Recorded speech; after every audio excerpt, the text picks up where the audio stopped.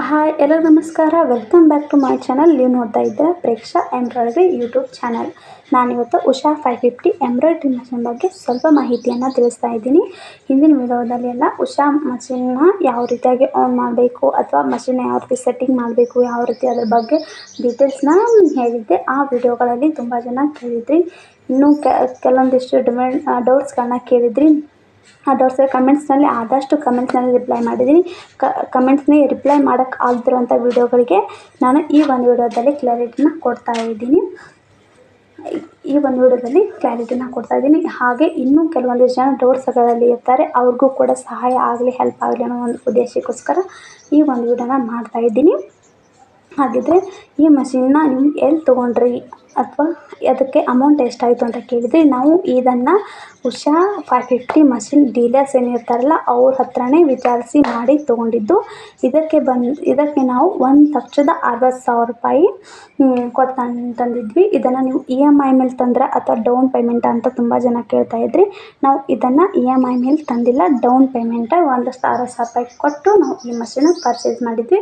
ಇದಕ್ಕೆ ಕೆಲವೊಂದಿಷ್ಟು ಒಂದೊಂದು ಕಡೆ ಹೆಚ್ಚು ಕಡಿಮೆ ಆಗುತ್ತೆ. ಆಮೇಲೆ ಈ ಮಷಿನ್ ಯಾವ ರೀತಿ ಯೂಸ್ ಆಗುತ್ತಾ, ಇದರಿಂದ ನಾವು ಅರ್ನಿಂಗ್ ಮಾಡ್ಬೋದಾ, ಟೈಮಿಂಗು ಇತ್ತೆ ಹಲವಾರು ಕ್ವಶನ್ಸ್ಗಳಿದ್ದು. ಟೈಮಿಂಗ್ ಅಂದರೆ ಇದು ಟೈಮ್ ಸ್ವಲ್ಪ ಹಿಡಿಯುತ್ತೆ. ಈ ಮಷಿನ್ನಲ್ಲಿ ಟೈಮ್ ಹಿಡಿಯುತ್ತೆ. ದೊಡ್ಡ ಮಷಿನ್ಗಳೆಲ್ಲ 1-2 ಅವರು ಆಗೋದಲ್ಲ, ಇದು 2 ಅವರ್ ಆಗುತ್ತೆ. 2.5 ಅವರ್ ಆಗ್ಬೋದು. ಯಾಕಂದರೆ ಇದು ಫ್ರೇಮ್ನ ಚೇಂಜ್ ಮಾಡೋದಾಗಿರುತ್ತೆ. ಹಾಗೆ ಆ ದೊಡ್ಡ ಮಷಿನಲ್ಲಿ ಎಷ್ಟು ಟೈಮಿಂಗ್ ತೊಗೊಳುತ್ತೆ ಅದೆಲ್ಲ ಗೊತ್ತಿಲ್ಲ. ಈ ಮಷಿನಲ್ಲಿ ನಾನು ಬಂದುಬಿಟ್ಟು ಚಿಕ್ಕ ಒಂದು 350, 500 ಈ ರೀತಿ ಡಿಸೈನ್ಸ್ ಎಲ್ಲ ಅಂಥ ಡಿಸೈನ್ಸ್ ಮಾಡಿದ್ರೆ ಒಂದು 500, ಒಂದು 500, ಒಂದು 500 ರೂಪಾಯಿದೆಲ್ಲ ಡಿಸೈನ್ಸ್ ಆದರೆ ಒಂದು 2-3 ಮಾಡ್ಬೋದು. ನಾವು ಬಿಡದೆ ಮಾಡ್ತೀವಿ ಒಂದು ಸ್ವಲ್ಪ ಅನ್ನೋರು 2-3 ಮಾಡ್ಬೋದು. ಆಮೇಲೆ ಇಲ್ಲ ನಾವು ಒಂದು ಸ್ವಲ್ಪ ಮಧ್ಯೆ ಗ್ಯಾಪ್ ಕೊಡ್ತೀವಿ ಅನ್ನೋರು 1-2 ಮಾಡ್ಬೋದು. ಆಮೇಲೆ ತುಂಬಾ ಸಿಂಪಲ್ ಒಂದು 350, 400 ಎಲ್ಲ ನಾನು ಚಾರ್ಜ್ ಮಾಡ್ತೀನಿ ಅನ್ನುವಂಥ ಡಿಸೈನ್ಸ್ ಒಂದು 3-4 ಆಗುತ್ತೆ. ಆಮೇಲೆ ಹೆವಿ ಡಿಸೈನ್ ಇದೆ ಅನ್ನೋ ಡಿಸೈನ್ಸ್ ಎಲ್ಲ ಏನಾಗುತ್ತೆ, ದಿನಕ್ಕೆ ಒಂದು ಡಿಸೈನ್ಸ್ ಆಗುತ್ತೆ ಅಷ್ಟೇ. ಆಮೇಲೆ ಡಿಸೈನ್ಸ್ನ ಪ್ರೈಸ್ನ ಯಾವ ರೀತಿ ಹೇಳ್ತೀರಾ ಅಂತಲೇ ಕೇಳಿದರೆ, ನಾವು ಡಿಸೈನ್ಸ್ನ ಪ್ರೈಸು ಬಂದ್ಬಿಟ್ಟು ಡಿಸೈನ್ಸ್ ಮೇಲೇ ಹೇಳ್ತೀನಿ. ಸ್ಟಾರ್ಟಿಂಗ್ ಪ್ರೈಸ್ ಬಂದ್ಬಿಟ್ಟು ನಾನು 350ಇಂದ ಸ್ಟಾರ್ಟ್ ಮಾಡಿದ್ದೀನಿ. ಡಿಸೈನ್ಸ್ಗೆ 350. ನಾನು ಯಾವ ರೀತಿ ಮಾಡ್ಕೊಂಡಿದ್ದೀನಿ, ನಾನು ಮಾಡೋ ಟ್ರಿಕ್ಸ್ನ ನಿಮಗೆ ಹೇಳ್ತೀನಿ. ನಾನು 350ಇಂದ 500 ರೂಪಿ ಒಳಗೆ 350ರಿಂದ 500 ಒಳಗಿನ ಡಿಸೈನ್ಸ್ನ ಒಂದು ಫೋಲ್ಡರಲ್ಲಿ, ಆ್ಯಂಡ್ 500ರಿಂದ 1,000 ರೂಪಾಯಿ ಒಳಗಿರುವಂತಹ ಡಿಸೈನ್ಸ್ನ ಒಂದು ಫೋಲ್ಡರಲ್ಲಿ, ಅದು 1,000 ರೂಪಾಯಿ ಮೇಲ್ಗಡೆ ಇರುವಂಥ ಡಿಸೈನ್ಸ್ನ ಒಂದು ಫೋಲ್ಡ್ರಲ್ಲಿ ಹಾಕಿ ಇಟ್ಟಿದ್ದೀನಿ. ಅಂದರೆ ನನಗೆ ಡಿಸೈನ್ಸ್ನ ಪ್ರೈಸ್ನ ಅವ್ರು ಕೇಳಿದಾಗ ಪಟ ಅಂತ ಹೇಳೋದಕ್ಕೆ ಆಗಲಿ ಒಂದು ಉದ್ದೇಶಕ್ಕೋಸ್ಕರ ನಾನು ಡಿಸೈನ್ಸ್ನ ಇಟ್ಟು ಸಪ್ರೇಟಾಗಿ ಮೊಬೈಲಲ್ಲಿ ಮಾಡಿಟ್ಕೊಂಡಿದ್ದೀನಿ.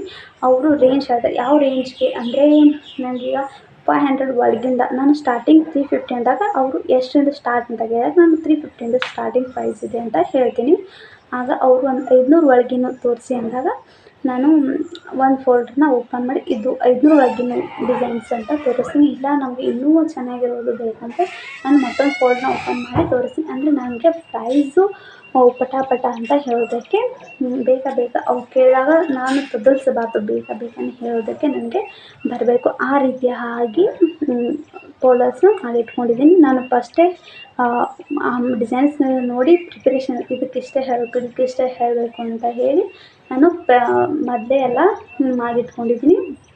ಆ ರೀತಿ ಮಾಡಿರೋದ್ರಿಂದ ನನಗೆ ಡಿಸೈನ್ಸ್ನ ಪ್ರೈಸ್ ಹೇಳೋದಕ್ಕೆ ಯಾವುದೇ ರೀತಿ ಕನ್ಫ್ಯೂಸ್ ಆಗೋಲ್ಲ. ನಾನು ಬೇಗನೆ ಹೇಳ್ತೀನಿ. ಮತ್ತು ಕೆಲವೊಂದಿಷ್ಟು ನಾವು ಹಳ್ಳಿಯವರು ಈಗ 500 ಡಿಸೈನ್, ಒಂದು 500 ರೂಪಾಯಿ ಡಿಸೈನ್ಸ್ ಇದೆ ಅಂದರೆ 400 ಮಾಡಿಕೊಡಿ, 350ಕ್ಕೆ ಮಾಡಿಕೊಡಿ, ಈ ರೀತಿ ಸಹಜವಾಗಿ ಕೇಳೋರು ಇರ್ತಾರೆ. ಸಿಟಿ ಲೆವೆಲಾದರೆ ನೀವು ಎಷ್ಟು ಹೇಳ್ತೀರೋ ಅಷ್ಟಕ್ಕೆ ಕೊಡ್ತಾರೆ. ಆದರೆ ನಮ್ಮ ಕಡೆ ಎಲ್ಲ ಹಾಗಲ್ಲ. ಒಂದು 600 ಡಿಸೈನ್ 600 ರೂಪಾಯಿ ಅಂತ ಹೇಳಿದ್ರೆ 450, 450 ಕೊಡಿ, 500ಕ್ಕೆ ಮಾಡಿಕೊಡಿ ಅಂತಾರೆ. ಆವಾಗ ನೀವೇನು ಮಾಡಬೇಕಪ್ಪ ಅಂದರೆ 500 ರೂಪಾಯಿ ಡಿಸೈನ್ ಇದೆ ಅಂದರೆ ಒಂದು 600 ರೂಪಾಯಿ ಹೇಳಿ. 600 ರೂಪಾಯಿ ಹೇಳಿದಾಗ ಅವರು ಮಾಡಿ ನೋಡಿ ಅವ್ರಿಗೂ ಕೂಡ ಕಡಿಮೆ ಮಾಡಿದ್ರಪ್ಪ ಅಂದರೂ ಅನಿಸ್ಬೋದು. ನಮ್ಮ ಪ್ರೈಸ್ ನಮಗೆ ಬಂದಿರಬೇಕು. ಈ ರೀತಿಯಾಗಿ ಒಂದೆರಡು ಟೆಕ್ನಿಕ್ಸ್ನ ಯೂಸ್ ಮಾಡಿ ನೀವು ಕೂಡ ಪ್ರೈಸ್ನ ಹೇಳ್ಬೋದು. ಆಮೇಲೆ ಇದು ಹೌಸ್ ವೈಫ್ಗಳಿಗೆ ಯಾವ ರೀತಿ ನ್ಯೂಸ್ ಕೇಳ್ತಾ ಇದ್ರು, ನೀವು ಕೂಡ ಸೈಡ್ ಬ್ಲೌಸ್ನ ಹೊಲಿತಾ ಇದ್ರಾ ಅಥವಾ ಮಷಿನ್ ಕಸ್ಟಮರ್ನ ಯಾವ ರೀತಿ ಇನ್ಕ್ರೀಸ್ ಮಾಡ್ಕೊಂಡ್ರಿ ಅಂತಾನು ಕೇಳ್ತಾ ಇದ್ರಿ. ನಾನು ಕಸ್ಟಮರ್ ಫಸ್ಟ್ ಬಂದಾಗ ಸಣ್ಣ ಪುಟ್ಟ ಬ್ಲೌಸ್ನ ಹೊಲಿತಾ ಇದ್ದೆ. ಹಾಗಾಗಿ ನಾನು ಅಷ್ಟೊಂದು ಕಸ್ಟಮರ್ಗೆ ಅಷ್ಟೊಂದು ಹೇಳೋ ಅವಶ್ಯಕತೆ ಇರಲಿಲ್ಲ. ನೀವು ಯಾವ ರೀತಿ ಮಾಡಿದರೆ ವಾಟ್ಸಪ್ ಗ್ರೂಪಲ್ಲಿ ಸ್ಟೇಟಸ್ ಹಾಕಿ ಅಥವಾ ಯಾರಾದರೂ ರಿಲೇಟಿವ್ಸ್ ಅವರು ಇವ್ರಿಗಿದ್ರೆ ಅವ್ರಿಗೂ ಹೇಳಿ ಮಾಡಿ ಇನ್ಸ್ಟಾಗ್ರಾಮಲ್ಲಿ ವಿಡಿಯೋನ ಅಪ್ಲೋಡ್ ಮಾಡೋಕ್ಕೆ ಸ್ಟಾರ್ಟ್ ಮಾಡಿ. ನಾನು ಕೂಡ ಇನ್ಸ್ಟಾಗ್ರಾಮ್ದಲ್ಲಿ ವಿಡಿಯೋನ ಅಪ್ಲೋಡ್ ಮಾಡ್ತೀನಿ. ಅದರಿಂದ ಕೂಡ ನಾನು ನಿಯರ್ ಇರೋರು ಸಮೀಪದಲ್ಲಿ ಇರೋರು ಆಗ ನೋಡಿದಾಗ ರಿಲೇಟಿವ್ಸ್ ಯಾರಾದ್ರು ನೋಡಿದಾಗ ಕೇಳ್ತಾರೆ, ನೀವು ಏನು ಡಿಸೈನ್ಸ್ನ ಮಾಡ್ತಾರೆ ಅದನ್ನು ತಪ್ಪದೆ ವಾಟ್ಸಪ್ ಸ್ಟೇಟಸಲ್ಲಿ ಹಾಕಿ ಅಥವಾ ನೀವೇ ಒಂದು ಗ್ರೂಪ್ನ ಕ್ರಿಯೇಟ್ ಮಾಡಿ ಗ್ರೂಪ್ನಲ್ಲಿ ಹಾಕಿ ಮಾಡಿ. ಆಗ ಪ್ರೈಸ್ ಡೀಟೇಲ್ಸ್ ಕೇಳ್ತಾರೆ ಮಾಡ್ತಾರೆ. ಆಗ ಒಬ್ಬರಿಂದ ಒಬ್ರಿಗೆ ಗೊತ್ತಾಗಿ ನಿಮಗೂ ಕೂಡ ಕಸ್ಟಮರು ಬರೋಕ್ಕೆ ಸ್ಟಾರ್ಟ್ ಆಗ್ತಾರೆ. ಆಮೇಲೆ ನಾನು ಕೂಡ ನೀವು ಇದರಿಂದ ಯಾವ ರೀತಿ ಪ್ರಾಫಿಟ್ ಆಗುತ್ತಾ ಇಲ್ವಾ ಅಂತ ಕೇಳ್ತೀವಿ. 100% ಇದರಿಂದ ಪ್ರಾಫಿಟ್ ಆಗುತ್ತೆ. ನಾವು ಸ್ವಲ್ಪ ಎಫರ್ಟ್ ಹಾಕಬೇಕು ಅಷ್ಟೇ. ನಾನು ಮನೆ ನೋಡ್ಕೋತೀನಿ. ನಮ್ಮದು 2 ವರ್ಷದ ಮಗು ಇದೆ. ಮಗುನ ನೋಡ್ಕೋತೀನಿ, ಪಿಕೋ ಫಾಲ್ ಮಾಡ್ತೀನಿ, ಆಮೇಲೆ ಬ್ಲೌಸ್ನ ಹೊಲಿತೀನಿ. ಯಾರಾದರೂ ಕುಚ್ಚು ಹಾಕೋಕೊಟ್ಟು ಕುಚ್ಚು ಹಾಕ್ತೀನಿ. ಹಾಗೆ ಈ ಮಷೀನಲ್ಲಿ ನಾನು ದಿನಕ್ಕೆ 1 ಅಥವಾ 2 ಮಾಡಿಲ್ಲ ಅಂದರೆ 1 ಮಾಡಿರ್ತೀನಿ, 1-2 ಡಿಸೈನ್ಸ್ನ ಮಾಡಿರ್ತೀನಿ. ಇದರಿಂದ ಈಸಿಯಾಗಿ ಅರ್ನಿಂಗ್ಸ್ ಮಾಡ್ಬೋದು. ನಾವು 1-2 ಬ್ಲೌಸ್ನ ಚೇಂಜ್ ಮಾಡೋದಕ್ಕೆ ಸೆಟ್ಟಿಂಗ್ ಮಾಡೋದಕ್ಕೆ ನಮಗೆ ಈಸಿಯಾಗಿ ಬಂದರೆ ಆಮೇಲೆ ತುಂಬಾ ಈಸಿ ಫ್ರೇಮ್ ಚೇಂಜ್ ಮಾಡೋದು ಎಫರ್ಟ್ ಅನಿಸಲ್ಲ. ಹಾಗೆ ಮಾರ್ಕ್ ಮಾಡೋದಕ್ಕೆಲ್ಲ ಈಸಿಯಾಗಿ ಬಂದರೆ ನೀವು ಇದು ಕಷ್ಟನೇ ಅಲ್ಲ, ಅಷ್ಟು ಈಸಿ ಆಗುತ್ತೆ. ಹಾಗಾಗಿ ನೀವು ಯಾರಾದರೂ ಈ ಮಷೀನ್ನ ತರೋ ಪ್ಲ್ಯಾನಿಂಗಲ್ಲಿದೆ ಪ್ಲೀಸ್ ತೊಗೊಂಡು ಬನ್ನಿನೇ ಅಂತ ಹೇಳ್ತೀನಿ. ಯಾರಿಗೂ ಬೇಡ ಅಂತಲೇ ಹೇಳಲ್ಲ. ಯಾಕಂದರೆ ಅಷ್ಟೊಂದು ವರ್ತಿದೆ. ನಾವು ಕೆಲವೊಂದಿಷ್ಟು ಜನ ಇದ್ದಾರೆ ಮನೆಗೆ ನಮ್ಮ ಕಾಲಿಗೆ ನಾವು ನಿಂತ್ಕೋಬೇಕು, ನಮ್ಮ ಖರ್ಚನ್ನ ನಾವು ನಿಭಾಯಿಸಬೇಕು, ಒಂದೇನಾದರೂ ಮಾಡಬೇಕು ಅಂತ ತಲೆಯಲ್ಲಿದೆ, ತರಬೇಕಂತ ಇದೆ ಅನ್ನೋರಿಗೆ ಇದು 100% ತರಬಹುದು ನೀವು. ಯಾಕಂದರೆ ನಾವು ಮನೆಯಲ್ಲೇ ಒಂದು 4-5 ಬ್ಲೌಸನ್ನ ಹಾಕಿ ಆಗ ನಿಮಗೆ ತಾನಾಗಿ 2 ಬ್ಲೌಸನ್ನ ಹಾಕಿದಾಗ ನಿಮಗೆ ಕಾನ್ಫಿಡೆನ್ಸ್ ಬಂದೇ ಬರುತ್ತೆ. ಅಷ್ಟೇ ಈಸಿ ಇರುತ್ತೆ, ಈಸಿಯಾಗೂ ಅನಿಸುತ್ತೆ. 1-2 ಅಷ್ಟೇ ಟಫ್ ಅನಿಸೋದು, 1-2 ಹಾಕಿದ್ರೆ ನಿಮಗೆ ತುಂಬಾ ಈಸಿ ಆಗುತ್ತೆ. ಆಮೇಲೆ ಇದರ ಮಷಿನ್ ಡೀಟೇಲ್ಸ್ ನಿಮಗೆ ಹೇಳಕ್ಕೆ ಬಂದಿದ್ರಾ, ಯಾವ ರೀತಿ ಹೇಳಿದ್ರು, ಟ್ರೈನಿಂಗ್ಸ್ ಎಲ್ಲಾದರೂ ತೊಗೊಂಡಿದ್ರಾ ಅಥವಾ ನೀವೆಲ್ಲಿ ನೋಡಿ ಕಲಿತ್ರಿ ಮಾಡಿದ್ರೆ ಅಂತ ತುಂಬ ಜನ ಕೇಳ್ತಾ ಇದ್ರಿ. ನಾವು ಈ ಮಷಿನ್ ತೊಗೋಬೇಕಂತ ಒಟ್ಟು ಎಂಬ್ರಾಯ್ಡ್ರಿ ಮಷಿನ್ನ ತೊಗೋಬೇಕಂತ ತಲೆಯಲ್ಲಿತ್ತು. ಯೂಟ್ಯೂಬಲ್ಲಿ ಸರ್ಚ್ ಮಾಡ್ತಾ ನಮಗೆ ಈ ಮಷಿನ್ ಬಗ್ಗೆ ಗೊತ್ತಾಯಿತು. ಯೂಟ್ಯೂಬಲ್ಲೂ ಕೂಡ ಒಂದು 3-4 ವೀಡಿಯೋಗಳನ್ನ ನೋಡಿದ್ದೆ. ಆಮೇಲೆ ಈ ಮಷಿನ್ ಬಗ್ಗೆ ಟ್ರೈನಿಂಗ್ ಏನು ಕೊಡೋಕೆ ಬರ್ತಾರಲ್ಲ ಅವರೇ ಈ ಮಷಿನ್ನ ಓಪನ್ ಮಾಡಿ ಬಾಬಿನ್ ಹಿಡ್ದು ನೀಡಲ್ನ ಯಾವ ರೀತಿ ಹಾಕಬೇಕು, ಬಾಬಿನ್ನ ಯಾವ ರೀತಿ ಹಾಕಬೇಕು, ಯಾವ ರೀತಿ ಕ್ಲೀನ್ ಮಾಡಬೇಕು, ಯಾವ ರೀತಿ ಆಯಿಲ್ ಹಾಕಬೇಕು, ಮತ್ತು ಮಷಿನ್ನ ಯಾವ ರೀತಿ ಸೆಟ್ಟಿಂಗ್ ಇಡಬೇಕು, ಆಮೇಲೆ ಫ್ರೇಮ್ನ ಯಾವ ರೀತಿ ಜೋಡಿಸ್ಬೇಕು, ಪ್ರತಿಯೊಂದು ಪಿನ್ ಟು ಪಿನ್ ಡೀಟೇಲ್ಸ್ನ ಹೇಳ್ತಾರೆ. ನನಗೆ ಅವ್ರು ಬಂದುಬಿಟ್ಟು ಒಂದು 3 to 4 ಅವರ್ 3-4 ಗಂಟೆ ಅಷ್ಟೇ ನನಗೆ ಟ್ರೈನಿಂಗ್ ಕೊಟ್ಟಿದ್ದು. ಆಗ ಅವ್ರ ಮುಂದೆ ಭಯ ಆಗಿ ಏನೂ ನೆನಪೇ ಇರಲಿಲ್ಲ. ಆಮೇಲೆ ಅವ್ರು ಹೋದ್ಮೇಲೆ ಸಮಾಧಾನ ಕೂತು ನಾನೇ ನೋಡಿದಾಗ ನನಗೆ ಹೌದು ಇಷ್ಟು ಈಸಿನ ಅನ್ನಿಸ್ಬಿಟ್ಟು ಆಮೇಲೆ 1-2 ಡಿಸೈನ್ಸ್ನ ನಾನು ಮನೆಯಲ್ಲೇ ನನ್ನ ಬ್ಲೌಸ್ಗಳನ್ನೇ ಹಾಕ್ಕೊಂಡಿದ್ದೆ. ಆಗ ಅದು ಈಸಿಯಾಗಿ ಬಂತು. ಆಮೇಲೆ ನಾನು ಮಾಡಿದ್ದು ಕಷ್ಟ ಇದು ನಾನು ವರ್ಕ್ ಮಾಡ್ತೀನಿ ಅಂತ ಗೊತ್ತಾಗೋದಕ್ಕೆ ಬಳಸೋಂಥ ಈಸಿ ಟ್ರಿಕ್ ಅಂದರೆ ನಾನು ನನ್ನ ಫ್ಯಾಮಿಲಿ ಮೆಂಬರ್ಸ್ಗೆ ಒಂದು 3-4 ಜನಕ್ಕೆ ಈ ರೀತಿ ವರ್ಕ್ ಹಾಕಿ ಬ್ಲೌಸ್ನ ಸ್ಟಿಚ್ ಮಾಡಿಕೊಟ್ಟಿದ್ದೆ. ಅವರು ಮದುವೆ ಫಂಕ್ಷನ್ಗಳಿಗೆ ಅಲ್ಲಿ ಇಲ್ಲಿ ಹೋದಾಗ ಅವ್ರಿಗೆ ಹೇಳಿ ಅಂತ ಹೇಳಿದ್ದೆ. ಅವರು ಹೇಳಿದಾಗ ಈ ರೀತಿಯಾಗಿ ಒಬ್ಬರಿಂದ ಒಬ್ರಿಗೆ ಗೊತ್ತಾಗಿ ಕಸ್ಟಮರು ಕೂಡ ನನಗೆ ಜಾಸ್ತಿನೇ ಆದರು. ಈಗ ನಾನು ದಿನಕ್ಕೆ 1-2 ಮಾಡ್ತೀನಿ. ನನಗೆ ಯಾವುದೇ ರೀತಿ ತುಂಬ ಕೆಲಸ ಆಗುತ್ತೆ, ಹೆವಿನೋ ಏನೂ ಅನಿಸಲ್ಲ. ನನಗೆ ಸಂತೋಷನೇ. 2 ಅಲ್ಲ 4-10 ಬಂದ್ರೂ ಕೂಡ ಸಂತೋಷನೇ. ಯಾಕಂದರೆ ಅಷ್ಟು ಎಫರ್ಟ್ 1-2 ಮಾಡುವಾಗ ಮಾತ್ರ ಎಫರ್ಟ್ ಅನಿಸುತ್ತೆ, ತುಂಬ ರಿಸ್ಕ್ ಅನಿಸುತ್ತೆ. ಆಮೇಲೆ ನೀವೇ ಅಂತೀರ ತೊಗೊಂಡಿದ್ದಕ್ಕೂ ಒಂದು ಒಳ್ಳೆಯದಾಯಿತು ಅಂತ. ನಾನು ತೊಗೊಂಡಾಗ ಕೆಲವೊಂದಿಷ್ಟು ಜನ ಏನು ಹೇಳ್ತಿದ್ರು ಅಂದರೆ ತೊಗೊಂಡಿದ್ದೀರಾ ದೊಡ್ಡ ಮಷಿನ್ ತೊಗೋಬೇಕಲ್ಲ, ಈ ರೀತಿ ಎಲ್ಲ ಹೇಳ್ತಿದ್ರು. ನಮಗೆ ಬಜೆಟ್ ಯಾವ ರೀತಿ ಇರುತ್ತೆ ಆ ರೀತಿ ನಾವು ಮಷಿನ್ನ ಪರ್ಚೇಸ್ ಮಾಡಬೇಕಾಗುತ್ತೆ. ನಿಮಗೆ ಇದು ಬಜೆಟ್ ಫ್ರೆಂಡ್ಲಿ ಆಗುತ್ತೆ ಅನಿಸಿದ್ರೆ ನೀವು ಕಣ್ಣು ಮುಚ್ಚಿ ಈ ಮಷಿನ್ನ ನನ್ನ ಕಡೆಯಿಂದ ತೊಗೋಬಹುದು. ನನ್ನ ಒಪಿನಿಯನ್ ಅಂದರೆ ಕಣ್ಣು ಮುಚ್ಚಿ ಕೂಡ ಇದನ್ನು ತೊಗೋಬೋದು. ಅಷ್ಟೊಂದು ಈಸಿ ಮೆಥಡ್ ಇದೆ ಅಂತಲೇ ಹೇಳ್ಬೋದು. ಆಮೇಲೆ ಇದಕ್ಕೆ ಜರಿ ಥ್ರೆಡ್ನ ಯೂಸ್ ಮಾಡ್ತೀರಾ ಅಂತ ಕೇಳ್ತಾಯಿದ್ರಿ. ನಾನು ಇದಕ್ಕೆ ಜರಿ ಥ್ರೆಡ್ ಯೂಸ್ ಮಾಡ್ತೀನಿ. ಇದಕ್ಕೆ ಯಾವುದೇ ರೀತಿ ಸೆಟ್ಟಿಂಗ್ನ ಚೇಂಜ್ ಮಾಡೋದಿರಲ್ಲ, ಏನೂ ಇರಲ್ಲ. ಇದಕ್ಕೆ ಜರಿ ಥ್ರೆಡ್ನ ನಾನು ಯೂಸ್ ಮಾಡ್ತೀನಿ. ಆದರೆ ನೋಡಿಕೊಂಡು ಯೂಸ್ ಮಾಡಬೇಕು. ಭಾಳ ಎಲ್ಲ ಯೂಸ್ ಮಾಡಬಾರ್ದು. ಒಂದು 4 ಡಿಸೈನ್ ಹಾಕಿದ್ರೆ ಅದಕ್ಕೆ ಒಂದು ಡಿಸೈನ್ಗೆ ನಾವು ಜರಿನ ಯೂಸ್ ಮಾಡ್ಬೋದು.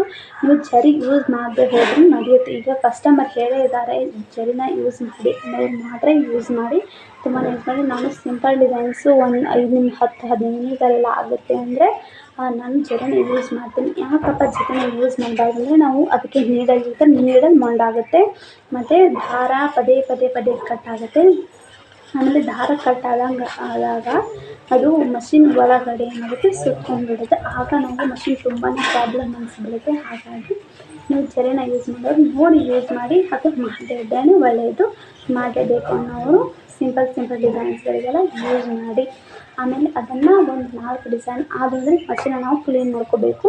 ಅದನ್ನು ಕ್ಲೀನ್ ಯಾವ ರೀತಿ ಮಾಡಬೇಕು ಅನ್ನೋದನ್ನು ನಾನು ಮುಂದಿನ ವೀಡಿಯೋದಲ್ಲಿ ತೋರಿಸ್ತೀನಿ. ಅದನ್ನು ನಿಮಗೆ ಅದ್ರ ಬಗ್ಗೆ ಡೀಟೇಲ್ಸ್ನ ಹೇಳ್ಕೊಂಡಿರ್ತಾರಲ್ಲ ಅವರು ಹೇಳಿರ್ತಾರೆ ಯಾವ ರೀತಿ ಕ್ಲೀನ್ ಮಾಡೋದು, ಯಾವ ರೀತಿ ಆಯಿಲ್ ಹಾಕಬೇಕು, ಈ ರೀತಿ ಎಲ್ಲ ಡೀಟೇಲ್ಸ್ನ ಹೇಳಿದ್ದಾರೆ. ನಾನು ಕೂಡ ಮುಂದಿನ ವೀಡಿಯೋದಲ್ಲಿ ಅದನ್ನು ಯಾವ ರೀತಿ ಕ್ಲೀನ್ ಮಾಡಬೇಕು, ಯಾವ ರೀತಿ ಆಯಿಲ್ ಹಾಕಬೇಕು ಅನ್ನೋದನ್ನು ಕೂಡ ತಿಳಿಸ್ತೀನಿ. ಆಮೇಲೆ ಬಹಳ ಕಮೆಂಟ್ ಮಾಡ್ತಾಯಿದ್ರು ಇದಕ್ಕೆ ಫ್ರೇಮ್ನ ಸೆಟ್ ಮಾಡೋದನ್ನು ತೋರಿಸಿ ಅಂತ ಹೇಳ್ತಾಯಿದ್ರು. ಅದನ್ನು ಕೂಡ ಮುಂದಿನ ವೀಡಿಯೋದಲ್ಲಿ ನಾನು ಫ್ರೇಮ್ ಯಾವ ರೀತಿ ಸೆಟ್ ಮಾಡಬೇಕು, ಫ್ರೇಮ್ಗೆ ಮತ್ತು ಮಷಿನ್ಗೆ ಯಾವ ರೀತಿಯಾಗಿ ಕನೆಕ್ಟ್ ಇರುತ್ತೆ, ಯಾವ ರೀತಿ ಅದನ್ನು ಜಾಯಿನ್ ಮಾಡಬೇಕು ಅಂತ ಪೂರ್ತಿ ವಿಡಿಯೋನ ಡೀಟೇಲ್ಸಾಗಿ ನಾನು ಮುಂದಿನ ವೀಡಿಯೋದಲ್ಲಿ ಹೇಳ್ತೀನಿ. ಆಮೇಲೆ ಒಂದಿನಕ್ಕೆ ಅಷ್ಟು 1-2 ಆಗುತ್ತೆ ಅಷ್ಟೇ.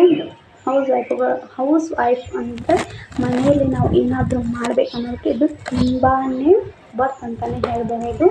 ಹಾಗಿದ್ದರೆ ನೀವು ಯಾರ್ಯಾರು ಪರ್ಚೇಸ್ ಮಾಡಬೇಕು ಅಂತ ನಿಮ್ಮ ಮನಸ್ಸಲ್ಲಿ ಇರುತ್ತೆ ಪರ್ಚೇಸ್ ಮಾಡಿ.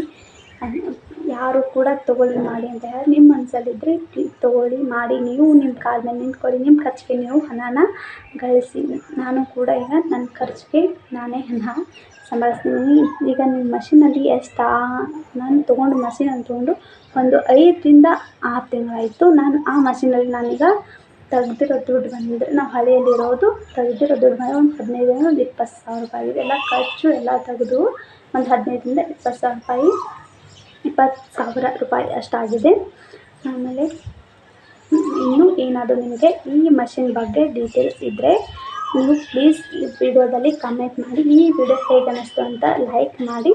ಆಮೇಲೆ ನಿಮ್ಗಷ್ಟೇ ಅಲ್ಲದೆ ನಿಮ್ಮ ಫ್ಯಾಮಿಲಿ ಮತ್ತು ಫ್ರೆಂಡ್ಸ್ ಗ್ರೂಪಲ್ಲಿ ಯಾರಾದರೂ ಈ ಮಷಿನ್ನ ತರೋರಿದ್ದರೆ ಅಥವಾ ಈ ಮಷಿನ್ ಬಗ್ಗೆ ಏನಾದರೂ ಡೀಟೇಲ್ಸ್ ಬೇಕಾಗಿದ್ದರೆ ಪ್ಲೀಸ್ ಅವ್ರಿಗೆ ಈ ವಿಡಿಯೋನ ಶೇರ್ ಮಾಡಿ. ನೀವು ನನ್ನ ಚಾನಲ್ಗೆ ಹೊಸಬರಾಗಿದ್ದರೆ ಇದೇ ಮೊದಲುಗಳಲ್ಲಿ ನೋಡಬೇಕು ಪ್ಲೀಸ್ ನನ್ನ ಚಾನಲ್ನ ಸಬ್ಸ್ಕ್ರೈಬ್ ಮಾಡಿ ಸಪೋರ್ಟ್ ಮಾಡಿ ಅಂತ ಹೇಳ್ತಾ, ಇನ್ನೂ ಏನಾದರೂ ನಿಮಗೆ ಡೌಟ್ಸ್ಗಳಿದೆ ಕಮೆಂಟ್ಸ್ ಮೂಲಕ ತಿಳಿಸಿ ಅಂತ ಹೇಳ್ತಾ ಇವತ್ತಿನ ಈ ಒಂದು ವಿಡಿಯೋನ ಮುಗಿಸ್ತಾ ಇದ್ದೀನಿ. ಎಲ್ಲರಿಗೂ ಧನ್ಯವಾದಗಳು.